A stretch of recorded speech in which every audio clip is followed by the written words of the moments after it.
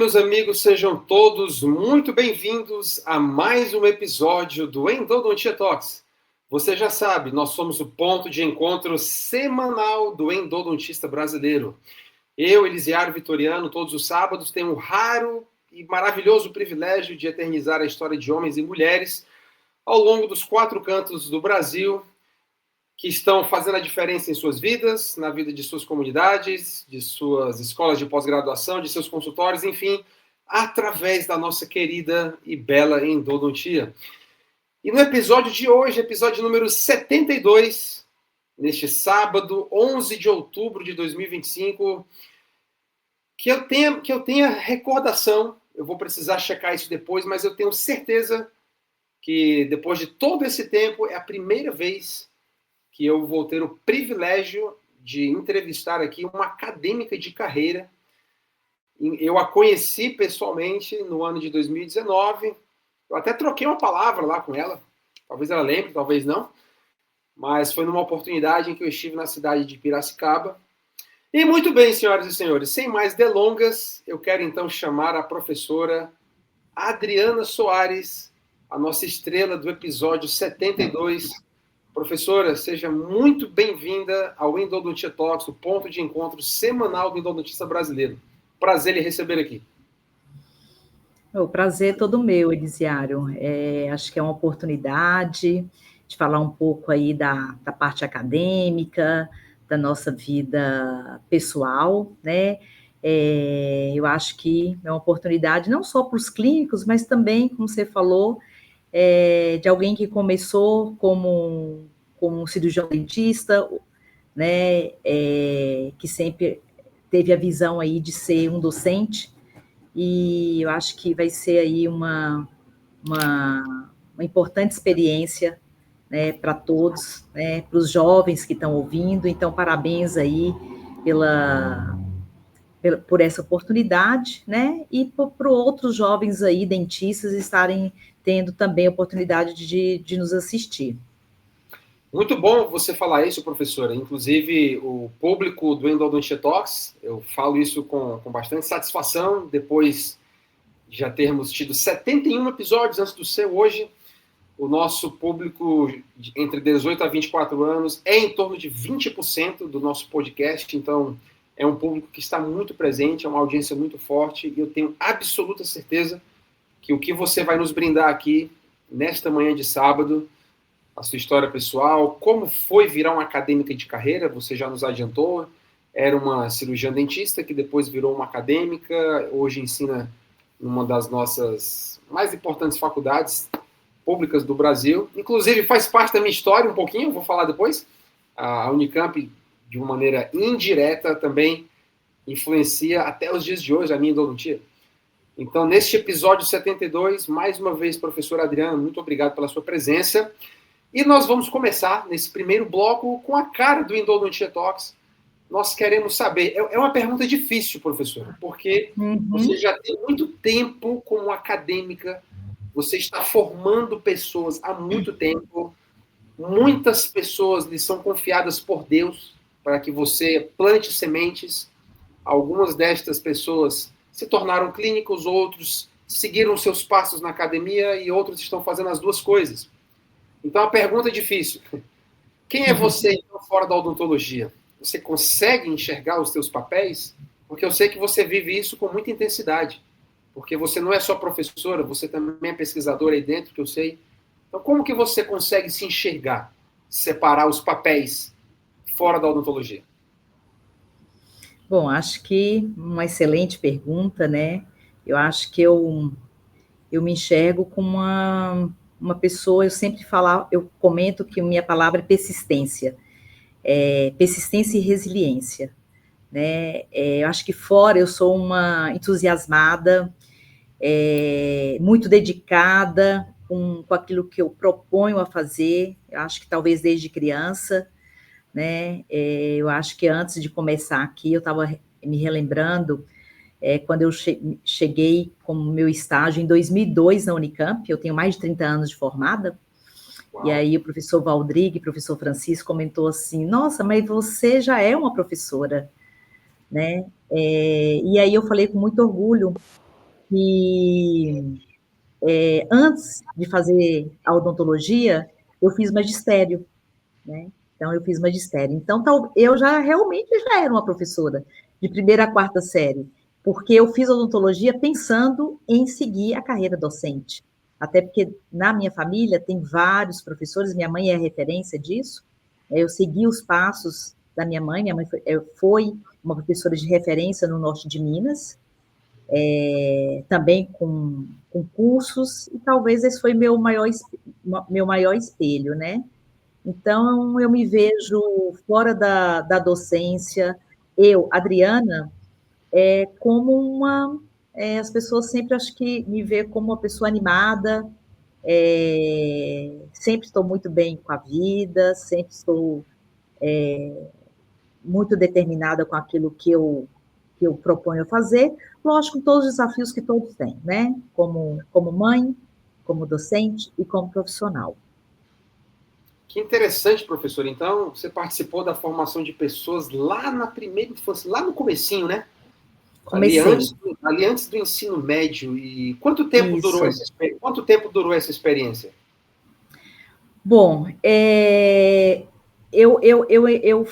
quando eu fiz a parte do magistério, foi ao mesmo tempo junto com o científico, né? Então, minha mãe lá, ela falou assim, bom, se você não for fazer odontologia, pelo menos professora você vai ser. Então, eu ministrei várias aulas para os alunos de primeira a quarta série, né? E aí eu falei, bom, quando a gente é muito jovem, você não sabe para qual lado você vai, né? Se você vai ser um advogado, se você vai ser uma médica ou vai fazer odontologia. E tive a oportunidade de fazer, então, o vestibular para odontologia, mas sempre com o intuito que eu ia ser professora, onde eu não sabia, e nem o que o futuro me esperava.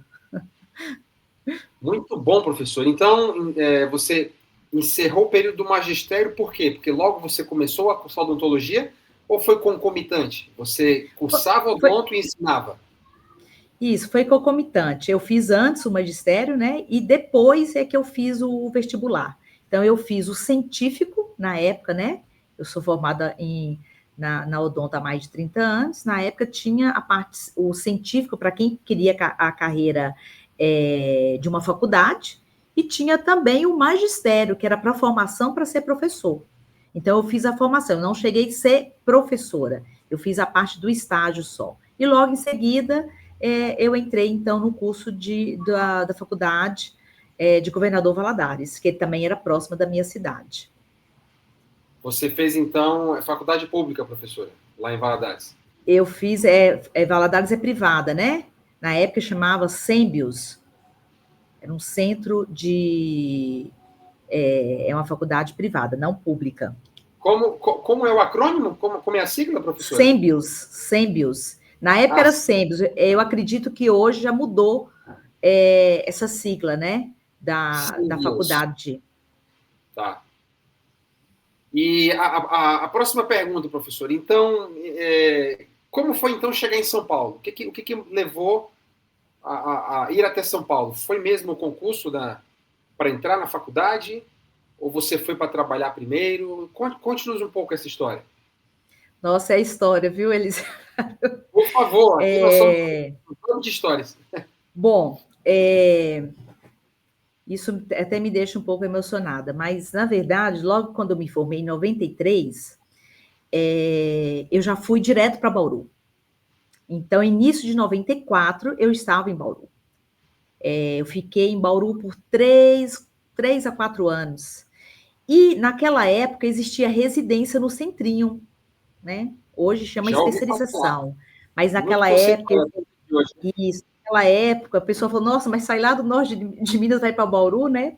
Minha mãe sempre comentava, já que vai para longe, vai para onde que realmente vai fazer diferença na sua formação. Foi isso que eu escutei da minha mãe na época. E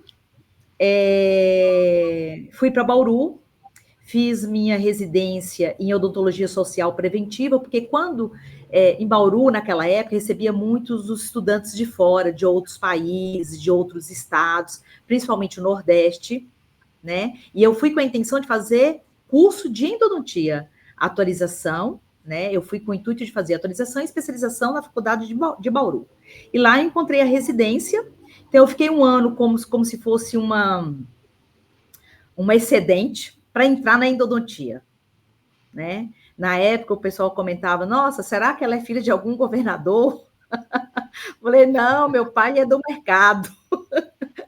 Minha mãe é professora, não sou filho de nenhum político, né? Porque naquela época tinha muito essa questão, né, das indicações. E eu acho que minha indicação sempre foi Deus e meu esforço.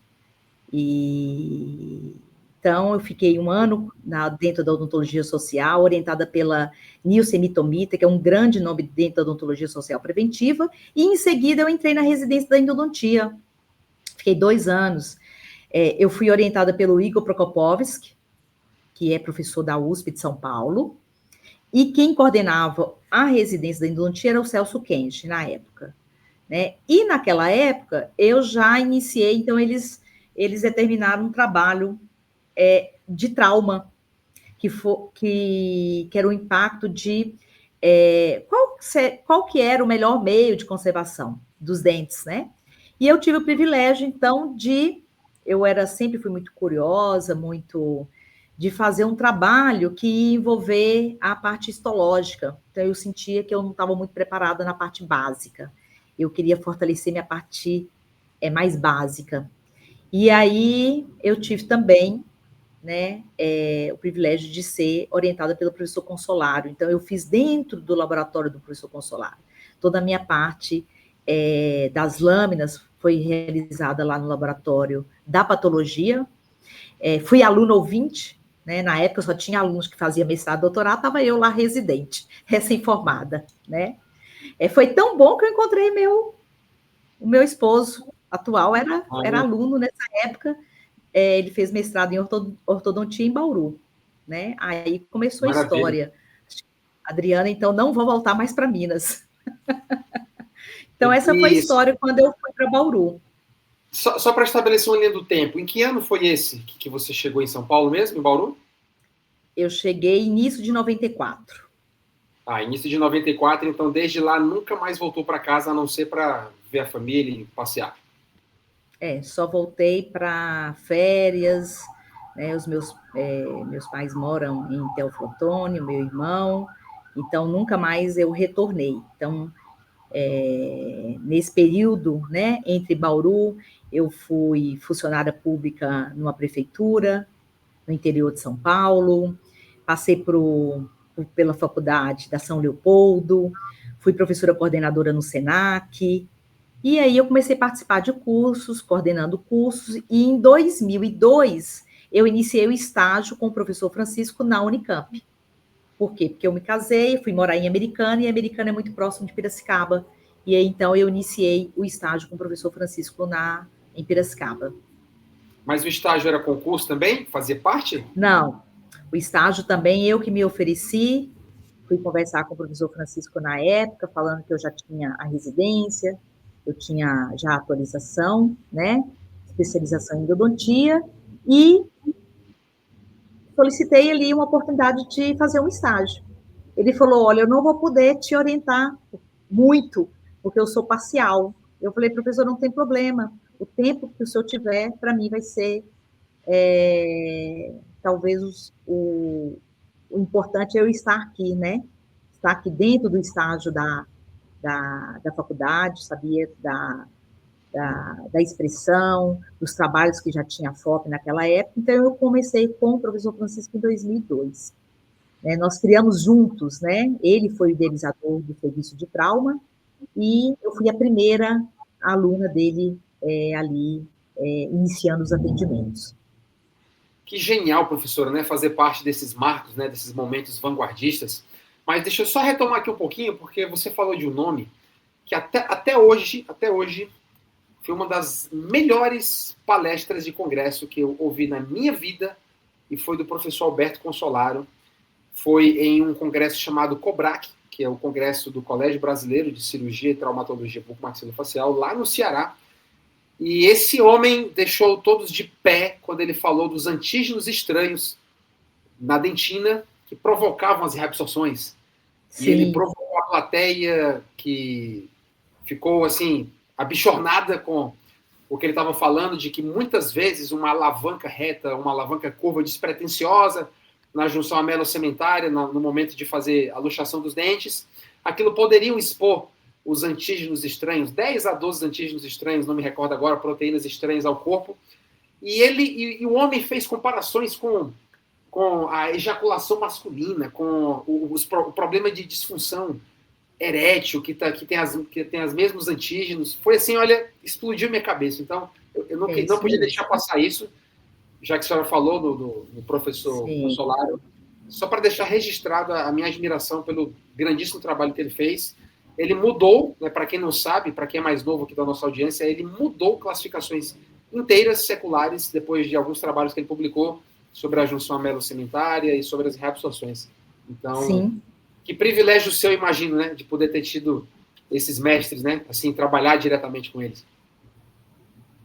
Sim, e aí, Elisiário, do estágio, né, então eu iniciei o estágio, fiz meu mestrado, meu doutorado, e antes de entrar como docente, nesse período, quando eu estava no doutorado, eu já ministrava aula na São Leopoldo, né, junto com o professor Francisco. Então, o professor Francisco tinha um curso de mestrado em endodontia, e a equipe era eu e ele. Então o pessoal falou, nossa, a equipe de vocês é muito pequena. Ele falou, não, a equipe é só eu e ele, e era com muito orgulho mesmo. Os outros professores eram professores convidados, né? E o Chico era parcial na FOP, eu então auxiliava ele em todas as suas atividades, né? Tanto em Itapetininga, eu era como se fosse uma coordenadora científica praticamente exclusiva do professor Francisco. E aí ele me indicou para o SENAC, eu entrei como professora, mas para especialização. Nos cursos da São Leopoldo, eu tive a oportunidade também de criar o serviço de trauma na São Leopoldo, fiquei pouco tempo, talvez 2011 até 2013, né, porque eu ingressei na FOP em 2015, e aí eu vou te falar um fato... Uau, 13 anos depois? Eu não imaginava que fosse tanto tempo. Uau! Talvez não, acho que eu sou, ou fui, a colaboradora, a pesquisadora colaboradora da FOP, da Faculdade de Odontologia, mais antiga. Acho que eu fiquei como colaboradora da área por mais de 8 anos. Então, o meu processo sempre era renovado como pesquisadora, né? Porque a gente sabe que, normalmente, quando abre uma vaga, né, é muito difícil, demora a abrir uma vaga numa universidade pública, ainda mais como a Unicamp, demora 10 anos, a gente nunca sabe quando vai abrir, e quando abre é uma vaga só. Então, como eu morava próximo, eu não queria, para mim era importante, eu tinha a coordenação do serviço de trauma junto com o professor Francisco, eu não me desvinculei. Em nenhum momento eu me desvinculei. Eu tinha o meu trabalho, eu tinha o meu consultório junto com meu esposo e minha sogra, né? Então, sempre associado ao consultório, em algumas atividades acadêmicas, e como voluntária, como pesquisadora voluntária da FOP, até iniciar o meu concurso, né? Até ter a oportunidade de fazer o concurso. E quando... professora. E quando eu iniciei, que eu fiz o meu concurso em 2015, eu já era livre-docente. De tanto que eu fui me envolvi, né, nas atividades. Então, eu já participava de orientações, mesmo como pesquisador, o professor Francisco me passou várias orientações, eu já tinha as orientações da São Leopoldo, já tinha algumas publicações, e quando surgiu o concurso, eu já era livre-docente. Então, livre-docente, né, para quem está nos assistindo, ele não é um cargo, ele é um título. Então, após o doutorado, se você tiver condições, né, se você já tiver orientado o mestrado, tiver orientado o doutorado, você pode se inscrever a um concurso de livre-docência. Então, na época, meu colega abriu o concurso e eu fiz a inscrição junto. A gente não concorre com o colega, a gente simplesmente faz o mesmo concurso, né? Então, quando eu prestei, era um concurso para doutor, né? Mas, na verdade, eu já tinha uma titulação a mais. Então, esse processo foi bem demorado, né? Talvez para os mais jovens, eles teriam desistido, né? E às vezes nem tão muitos jovens. Conheço pessoas da minha que às vezes tem algumas decepções no meio acadêmico, e falando, bom, vou deixar, né? Ou vai partir, ou desiste. E como eu sempre tive esse sonho, né, da docência, e também a minha base familiar estava na região, para mim seria muito difícil me deslocar para outros estados ou outras cidades do interior para tentar concurso. Então, para mim, só seria realmente interessante em Piracicaba, né? Mas o processo foi longo. Professor, agora eu estou com curiosidade. Então, você entrou em 2002 e eu quero fazer aqui, eu quero chamar a atenção, fazer algo, uma observação, na verdade, que a Unicamp, desde que eu me entendo assim por um aluno profissional de endodontia, desde que eu ingressei na faculdade, principalmente quando eu conheci o professor Newton Vivacqua, que Sim. foi aluno, discípulo de vocês, e foi através dele, foi mediante ele, que a Unicamp, vamos dizer, impregnou a maneira de fazer endodontia na minha vida e que eu faço até hoje. Eu tenho curiosidade, eu vou matar agora. Em que momento a clorexina gel se tornou protocolo para a Unicamp? É a primeira grande pergunta que eu queria fazer. Porque a clorexina gel, hoje em dia as pessoas respeitam mais, mas Sim. antigamente nem tanto. Sim. Então, em que momento foi, professor, que a Unicamp decidiu colocar os seus protocolos, definir a clorexina gel como a sua substância química auxiliar de escolha? Bom, Elisa, a clorexidina, ela veio toda com a experiência clínica do professor Francisco, né? Isso, quando eu entrei como estagiária em 2002, a clorexidina, ela já estava no protocolo da graduação, né? Então, acredito que aí eles iniciaram, o Chico, né? E toda a equipe. O professor Caio fez o primeiro trabalho do professor Caio, orientado pela professora Brenda, foi na parte microbiológica, com a clorexidina, da remoção de Smirley nos tubos dentinários, né? É um trabalho clássico aí do professor Ferraz, de 2001, né? E que eles iniciaram aí final de 98, 99, porque quando eu entrei em 2002, já era o protocolo. O professor Francisco até me perguntou, você utiliza o quê no consultório, né? Falei, professor, eu tenho que falar que eu uso hipoclorito, né? Porque a minha formação foi em Minas, que era hipoclorito, que era o professor de Deus, e também de Bauru, né? Então, ele falou, no consultório você pode usar, aqui no nosso estágio vai ser clorexidina. Falei, vamos aprender a usar clorexidina. Então, faz aí, né, desde quando eu entrei como estágio, então, utiliza clorexidina. Então, assim, o professor Francisco, ele tinha um lado muito mais clínico do que pesquisador, né? E aí iniciaram, então, as pesquisas. A professora Brenda fez muita pesquisa na parte microbiológica, o professor Zaya, né, que a gente não pode deixar aqui também de falar, foi um grande professor. Na verdade, a FOP, né, da área de endodontia, ela perdeu, nesses 10 últimos anos, 2 grandes nomes, foi o professor Francisco e o professor Zaya, que eu tive também. Então, eu falo que eu sou uma pessoa abençoada, tá, Elisiário? Eu dividi a sala, né? Além de ter sido, assim, muito próxima do professor Francisco, eu dividi a minha sala por mais de 7 anos com o professor Zaya, né? Que foi até a pandemia, até 2020. Eu não tive esse tamanho de privilégio, mas eu agradeço muito a Deus, de verdade, por ter colocado o Newton Vivacqua lá na ABO Ceará e ter trazido esse ponto fora da curva. Olha, sim, casou com uma luva para mim, porque eu gosto de questionar as coisas, assim, com respeito, com ciência, com estudo. E a forma como o Newton me apresentou a clorexidina, nos fazendo questionar a tão falada dissolução tecidual, que não é bem verdade assim, as áreas de grande complexidade anatômica, isso não é bem verdade, áreas de Sim. isthmos, áreas de irregularidades. E aquilo explodiu minha cabeça. Tanto é que eu sigo exatamente o protocolo da Unicamp, inclusive ampliação foraminal. E essa é a segunda curiosidade. A ampliação foraminal foi depois? A Foi ampliação foraminal também tem uma história, né?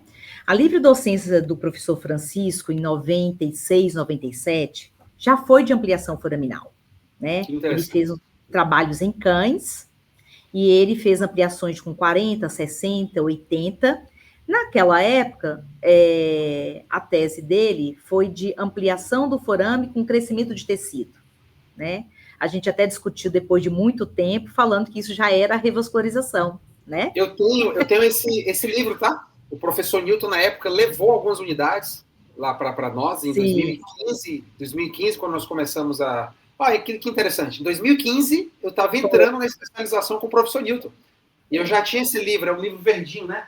Eu tava até... Quem finalizou o livro fui eu, viu, Elisiário? Posso falar Pois que que eu, privilégio, que eu privilégio meu. participei dos capítulos, organizando com o professor Francisco, e quando finalizou, não posso deixar de falar também da Marcele, né, que é viúva do professor Francisco, e a editora entrou em contato comigo uma semana depois. O livro praticamente já estava pronto, né? Para a gente fazer apenas alguns ajustes, para a gente colocar, então, para finalizar. Mas esse trabalho que eu comentei é o trabalho da livre docência do professor Francisco, que foi orientado pelo professor Osley da patologia, também da FOP, né? Então ele... Eu não esqueço, professor, dessas imagens do tecido invaginando, Sim, forame são essas adentro. imagens. Forame adentro, coisa linda, coisa linda. Coisa linda. Então, quando eu iniciei lá vamos falar, meu mestrado foi em 2013, na graduação a gente precisa tomar, assim, toda a equipe tem um cuidado, né? Porque é diferente você falar com especialista, alunos que já tiveram sua formação e alunos que estão na fase. Então, a equipe sempre teve muito cuidado. Olha, a gente vai aprender, ensinar a técnica sim, né? Vamos falar no zero, já era no zero naquela época, não era no mais um, mas era no zero, né? Usando a clorexidina, e depois, e o Chico já iniciando ali em 2004, 2005, já a ampliação na especialização. E com o tempo, depois de 3, 4 anos, aí o professor Francisco também, eu não era docente, né, da equipe, eu era colaboradora, pesquisadora colaboradora, mas fazia parte da especialização, colaborava no curso de especialização, mesmo sendo docente da casa, e o Chico já iniciou também na graduação, chamou toda a equipe, né, e falou, a gente vai iniciar também na graduação, os alunos têm que, né, e aí, calibrando todos que iam ministrar, todos os alunos, para eles iniciarem também a graduação com a mesma filosofia que era que a gente chama que é o comprimento real do dente mais um, né, que é o nosso comprimento de trabalho. Eu lembro demais. Nossa, que bom ter esse papo com você, porque eu lembro exatamente dos conceitos que Newton trazia. O novo limite apical de trabalho, a questão Sim. do zero do localizador e mais 1 milímetro, quando fazer mais 2 milímetros. Olha, o travamento por conicidade e não pelo degrau, não pelo batente apical. Sim. Nossa, lembrar de tudo isso, que já tem 10 anos, me traz muita alegria. E por falar em 10 anos, eu queria então lhe fazer uma pergunta aqui, uma provocação, professora. Desde quando você então se tornou livre docente, 2015 para cá, 10 anos, você conseguiria enumerar os principais marcos de sua carreira nesses últimos 10 anos? Dentro da FOP? Dentro da faculdade? Sim. Vou te falar assim, com muito orgulho. 10 anos com muita dedicação à FOP. Eu falo que quando você entra numa instituição, que era aquilo que você sonhou, eu falo que a gente tem que dedicar à sua instituição, independente de divergências, né? Então, assim, eu falo que eu sempre trabalho pela a faculdade, dou o meu melhor, dou o meu trabalho. Então, marcos, né? Desde quando eu entrei, eu participo da parte administrativa da FOP. Eu fiquei diretora clínica por 8 anos. Acabei de sair do meu cargo. Coordenei a disciplina, coordenei a graduação, a clínica de graduação. Eu fui a primeira mulher a coordenar a clínica de graduação. Eu era recém-contratada, mas como eu já tinha uma experiência grande dentro da própria instituição, né? Não entrei muito no jovem, né? Já entrei com meus 45 anos, já tinha minha experiência prévia nas faculdades particulares. E como uma boa mineira, também talvez eu tenha a questão da empatia, de ouvir bem as pessoas. Eu acho que isso faz bem a diferença também no espaço acadêmico. Faz diferença na vida pessoal, mas faz muita diferença na parte acadêmica. E aí eu fui convidada para me candidatar como coordenadora da clínica, então eu fiquei por 3 anos. Logo depois da coordenação da clínica, o diretor e a instituição criou um outro setor, que é o Sistema Integrado de Clínica, que é a direção clínica. Esse é um cargo de confiança da direção, então o professor Reiter me convidou para ser a coordenadora, então, geral da clínica. E quando o professor Flávio também entrou como diretor, que ele saiu recentemente, também ele fez o convite para eu manter. Então, faz recente, então eu acho que é um marco importante dentro da minha área acadêmica, a parte administrativa, e não deixando de lado as minhas orientações e as minhas pesquisas e a extensão. Então, na semana passada, eu recebi, eu fui contemplada com o Prêmio Zeferino Vaz. O Prêmio Zeferino Vaz, né? Para quem não sabe, o Zeferino Vaz foi o professor que fundou a Unicamp. Então, todo ano tem um prêmio para o docente que conseguiu, né, em 2 relatórios, que aí mais ou menos são em 10 anos, contemplar os eixos pesquisa, extensão, administrativo. E aí, recentemente, eu vou receber esse prêmio no final do ano, né? Então, é uma fase para mim que eu falo assim, me dediquei, né? Me dediquei, me dedico. Eu acho que isso que faz a gente estar. E eu brinco, né? Porque hoje na faculdade eu falo assim, Dri, você está envolvida agora em quê? Eu falei, em várias outras coisas. Não, não para. Que legal, professora. Professora, eu quero lhe fazer uma pergunta agora. Um cunho assim mais muito humano. Veja, o jogo da vida prevê fases difíceis também. E eu queria saber se você se sentiria à vontade de compartilhar alguns momentos que para você foi difícil, que você teve que segurar um nó na garganta, um frio no estômago, uma fase difícil. Não sei se até de pensar em desistir, mas que você levava mesmo assim, nem sabia como levava. A carcaça aguentou sem saber como. Você teve algum momento nesse período que foi muito difícil para ti? Segurar o peso, a carga da docência, da tua vida pessoal, da família, do consultório? Eu tive alguns, viu, Elisiário? Tive alguns. Logo depois que eu finalizei o meu doutorado, você cria a expectativa de que você vai ingressar ou se colocar, né, no mercado de trabalho mais rápido. E aí eu estava lá titulada, com doutorado, com pesquisadora e mãe, né? Sou mãe de 2 meninos, um de 23 e um de 15. Então eu sempre brinco que a distância foi devido à minha pós-graduação, né? Porque a gente tem que fazer escolhas, né? Precisa fazer escolha, ou é um, ou se for 2, tem que demorar um pouco mais, porque naquele momento não tem condição. Então, esse foi um marco bem, vamos falar, crítico, né? Essa angústia que as coisas precisavam acontecer e elas não aconteciam. Porque o meu esposo ele tem uma formação cristã bem forte, ele falou, porque tudo é no tempo de Deus, né? Não era no nosso tempo. Então, a gente precisava realmente esperar.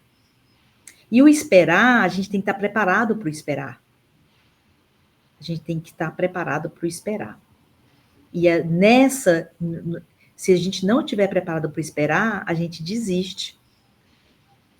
Né? Desiste, fala assim, eu vou só para o consultório, eu acho que não vale a pena, eu acho que talvez não é o meu espaço, né? E aí que eu acho que tem que ser resiliente, tem que, se precisar de auxílio, tem que pedir auxílio, né? Para você conseguir, porque você tem que estar mentalmente bem, né? Então, eu falo que uma das fases mais difíceis foi meu doutorado, né? Porque meu meu Imagino. doutorado, eu já livre docente, né? E foi só depois da livre docência que aí surgiu a oportunidade de ter o concurso, e aí que eu me ingressei, né? Mas acho que faz parte, acho que muitos poderiam ter desistido. Acho que muitos poderiam ter desistido. Professora, pegando esse gancho da sua prova de resiliência durante esse período difícil, você está com certeza na posição de responder o seguinte aqui para os nossos ouvintes. Como repito, muitos são jovens, muitos querem perseguir as duas coisas, uma parte da academia, outra parte da clínica, outros não. Mas eu queria que você elencasse os seus principais aprendizados, então.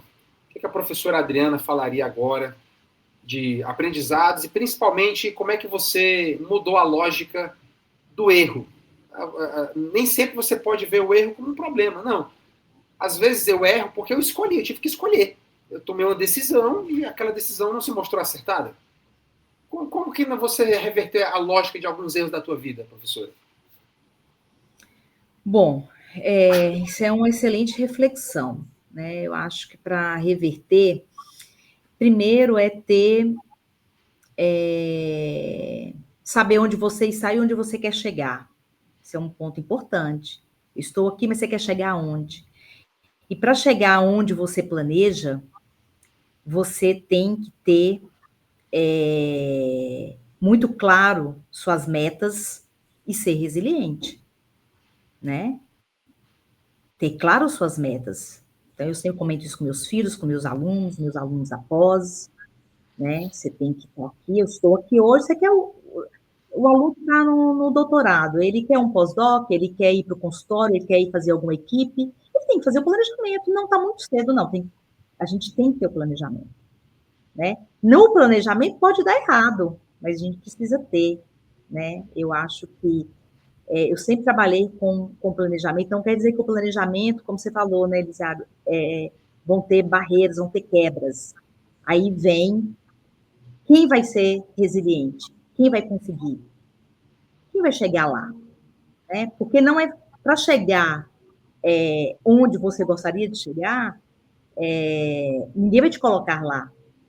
Você vai ter que subir degrau por degrau, sempre se atualizar, sempre, se tiver que dar um passo atrás, precisa dar o passo atrás, né? Se errou, eu errei. Se ter o pensamento crítico, olha, eu fiz assim, mas eu posso virar.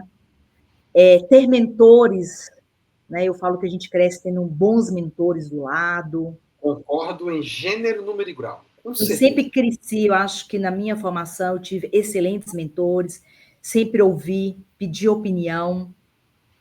Será que esse seria o melhor caminho? Conversei muito com o professor Francisco. Ele falava: olha, acho que isso aqui vai ser melhor para você, acho que talvez agora não. Com o professor Zaya também tive a oportunidade de conversar, né? Converso hoje com alguns, né? Eu falo no meio acadêmico, você tem colegas, mas dentro dos colegas você vai ter ali um ou outro amigo que você vai poder desabafar, né? Mas eu falo que sempre o meu melhor amigo é o meu esposo e a minha família, é onde eu vou realmente colocar o que me intriga, o que me, né? E criar o seu planejamento, né? Eu sempre comento, se você ter o seu foco, vão ter barreiras, mas você vai chegar lá. Minha mãe como uma boa mineira, falava assim, você pode ser o que você quiser ser. Desde pequena eu cresci, nasci, então minha mãe é meu grande exemplo, né? Você vai ser o que você... grandes mentores, né, professor? Os nossos pais, né? Você vai ser o que você quiser ser, vai depender de você. Mas você vai ter que trabalhar duro, vai ter que estudar, vai ter que sair de casa, né? Então, tem o lado, né?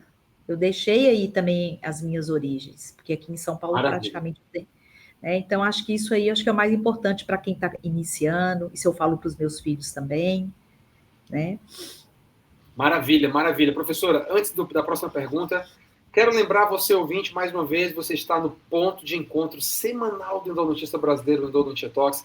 Você está vendo aqui um fundo, aqui no nosso cenário digital.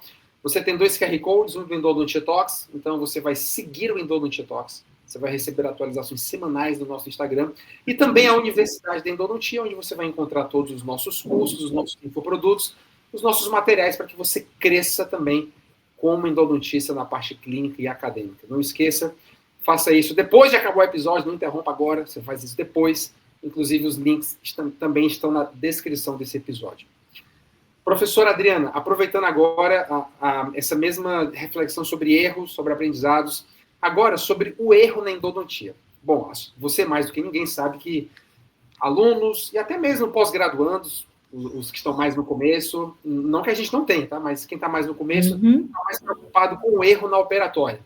Erro no acesso, que vai levar a uma perfuração, às vezes erro durante a instrumentação, que vai te levar a um desvio, a também uma perfuração. Você não vai localizar, erro de não fazer patência, erro de não localizar condutos, erro durante abordagem de canais calcificados. É uma miríade de possibilidades de erros. Você, como docente, como é a tua abordagem? Como que você consegue entrar na mente do teu aluno e mostrar para ele que aquele erro é uma oportunidade depois que ele não está enxergando agora no presente? Bom, Lisa, eu aqui na faculdade, eu que ministro a aula de acidentes e complicações. Há muitos anos. Que coincidência. Eu ministro a aula de acidentes e complicações e a aula de planejamento, né? Duas aulas importantes no terceiro ano. E eu sempre inicio e finalizo a parte de erro, de acidente, né? Mostrando a diferença entre você pode ter sim o acidente, e o acidente vai levar a uma complicação, mas tem as iatrogenias, os acidentes por iatrogenia. Em cima daquelas iatrogenias, você vai ter que refletir por que você errou para você melhorar, né? Então, o erro, ele faz parte, mas você precisa sempre estar atualizado, sempre ter o seu crescimento aí acadêmico para você diminuir os seus acidentes, né? Ele faz parte de toda a trajetória do aluno da pós-graduação, de um docente, de um pesquisador, de um clínico, né? Só não erra, só não tem acidente aquele que não faz. Mas quando você faz, você tem que refletir. O que eu posso aprender, fazer para eu minimizar o meu erro, para ter menos complicação, né? Então, isso eu sempre comento aí com os alunos. Muito bom, muito bom.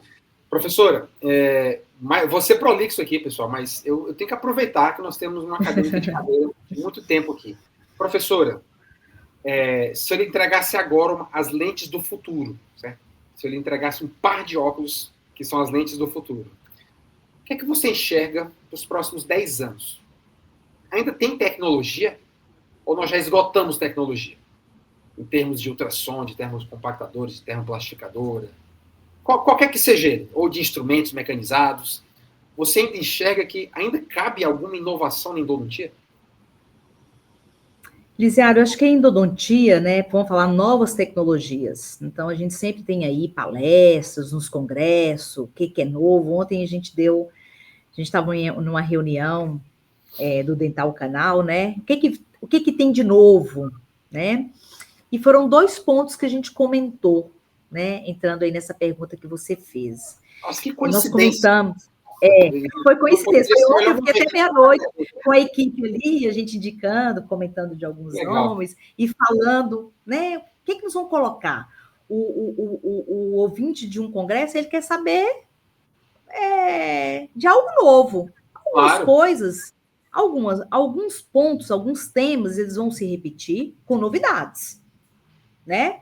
Com novidades em relação com evidência científica. Então, por exemplo, a minha linha de pesquisa é regeneração. Eu posso falar em vários congressos, mas sempre eu vou levar algo novo, porque eu sempre estou estudando, eu sempre estou pesquisando, né? Então, você pode ir com o mesmo tema. Aí veio a pergunta, o que talvez a gente pode colocar de novo dentro de um congresso de endodontia? Nós citamos 2 pontos, né? E eu estou falando porque tinha umas 5 docentes na reunião ontem online, de Belo Horizonte e de São Paulo. Nós comentamos sobre a inteligência artificial dentro da endodontia, né? Dos pesquisadores, não necessariamente dentro da área da endo, mas pesquisadores que vão trabalhar com essa parte. Eu acho que vai ser uma área que vai ter aí vários trabalhos científicos trabalhando com a parte da IA, né? Não tem muito como a gente fugir da inteligência, ela faz parte hoje do mundo, né? Só que tem que ser com muito estudo, né? Inteligência artificial, eu falo porque eu faço alguns já trabalhos, já iniciei com a parte de IA dentro do trauma, dentro de avulsão, né? Eu tenho um ex-aluno, que ele, lá de Sergipe, que trabalha muito com essa parte de IA.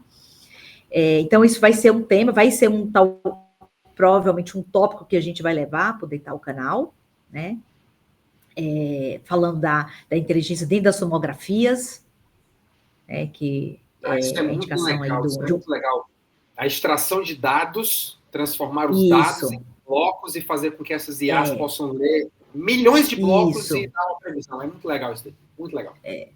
Então, o professor Matheus, daqui da radiologia, eu já posso falar aqui em público, porque eu já fiz o convite, ele já aceitou, né? Eu sei que ele trabalha. Então, isso eu acho, dentro da endodontia, uma coisa nova, né? E uma coisa que foi discutido foi a questão de novos protocolos de irrigantes dentro da terapia endodôntica mesmo, e dos biocerâmicos, né? Cimentos novos, aí está surgindo algumas pesquisas comparativas com cimentos que já estão no mercado. Então, vai surgir, acredito, mais trabalhos de pesquisa ainda com novas formulações de biocerâmicos. Inclusive, eu trabalho com essa parte também, né? Na parte regenerativa. Cimentos biocerâmicos em regeneração, é isso? Em regeneração. Que legal, que bacana. Então, fica aí a dica para o ouvinte. Você começa a pensar mais ou menos nesse caminho aí, as coisas para 2026. A professora já falou aqui do Dental Canal, então é coisa que você pode já pensar para o próximo ano, se programar, começar a estudar nesse rumo, nessa direção para as inovações, novas técnicas, novos protocolos que surgirão. Professora Adriana, que prazer enorme. Nós estamos caminhando para o final da nossa entrevista, mas eu preciso que antes você nos fale sobre algo importantíssimo. Foi até tema do nosso preâmbulo, né, da nossa conversa no WhatsApp antes. Você precisa deixar para nós essa contribuição sobre esse trabalho, esse projeto, na verdade, imagino que seja um projeto social, de mulheres vítimas da covardia da violência doméstica, e como que a Unicamp, como que a faculdade está reabilitando essas mulheres. Isso nos interessa. O Endodontia Talks fez um evento muito vanguardista no ano passado. Não faremos por um tempo, mas nós queríamos que você deixasse eternizado isso daqui no nosso podcast, porque tem muita relevância, nós precisamos propagar essa mensagem. Explique, professora.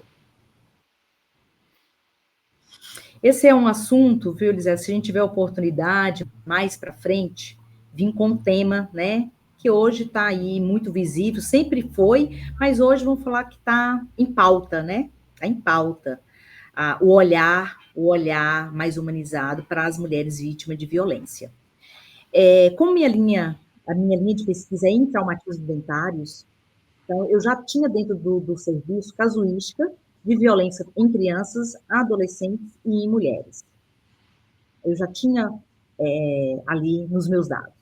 Só que pós-pandemia, houve uma procura muito grande de mulheres com histórico de trauma, né, vítima de violência. E aí, então, a gente iniciou em 2021 um projeto que chama Devolve o Sorriso Delas. Então, esse projeto é o meu projeto hoje, é o meu foco, né? Essa semana mesmo já fiz uma palestra na prefeitura, na rede, né, de colaboradores da prefeitura de Piracicaba, com enfermeiras, com médicos, com todos que estão com esse olhar, né? E essas pacientes, elas são encaminhadas, então, para o projeto, que ele tem um dia específico, são alunos de graduação, meninas que trabalham no nosso projeto, com o suporte de minhas alunas de mestrado, né? E onde a gente, junto com outras áreas, a gente faz toda ali uma adequação dessa paciente, né? E hoje o olhar é realmente sair, divulgar, para que a gente tenha aí um suporte governamental, né? Considerando que agora é lei, né? No SUS, a reabilitação dessas mulheres.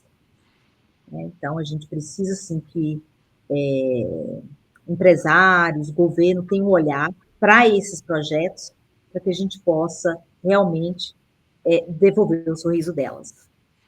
Professor, então nós vamos fazer aqui um compromisso público. Eu vou aqui colocar a minha palavra aqui em jogo, a minha própria pedra em jogo.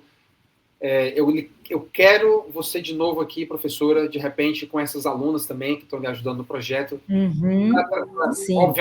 Obviamente sem expor as vítimas, as pessoas, mas de repente trazer algumas das histórias, colocar nomes fictícios e desnudar isso para todo mundo ver o que é a realidade, o que essas pessoas passaram, e o que a odontologia está fazendo pela vida delas, o que você está fazendo, professor, o que as suas alunas estão proporcionando.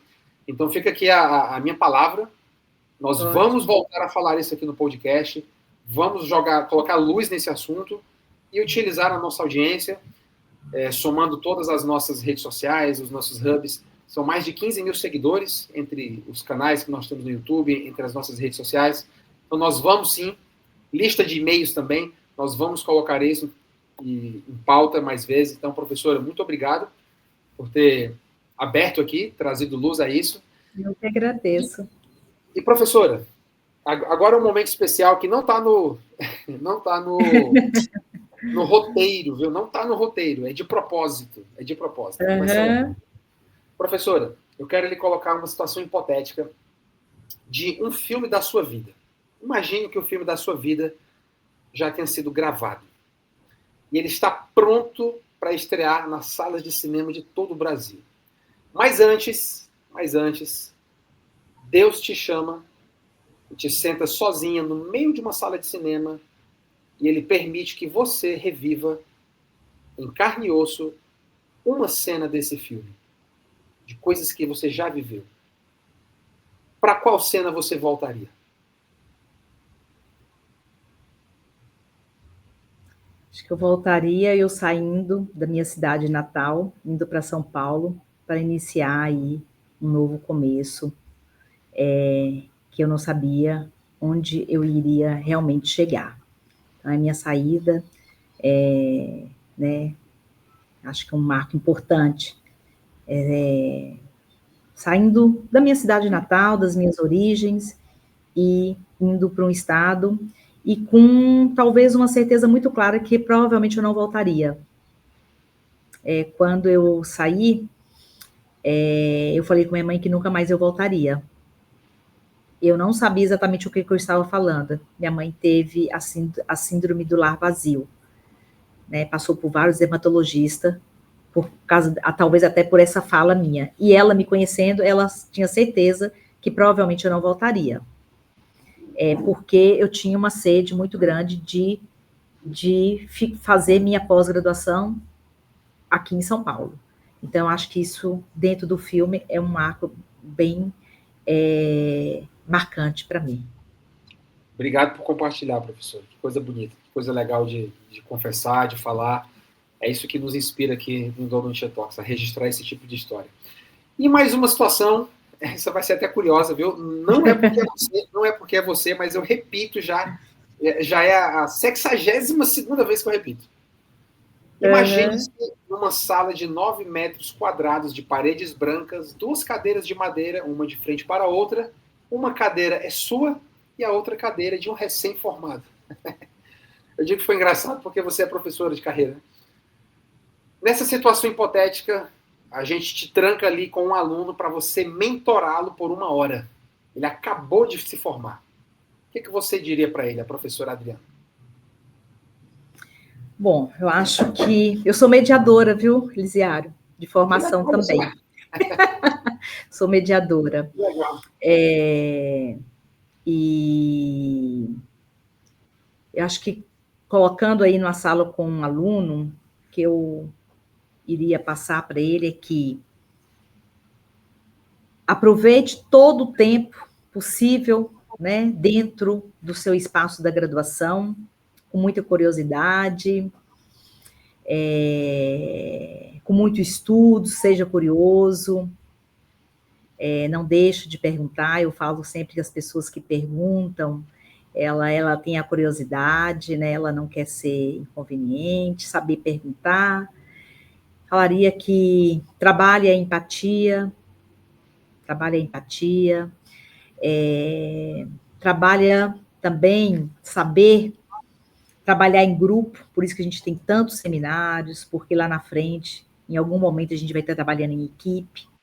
As pessoas que trabalham em equipe e que têm um bom relacionamento, um network, ele, com certeza, ele vai ter ali um crescimento maior, né? Cercar com boas pessoas, ter o seu mentor, é importante, né? Não é qualquer mentor.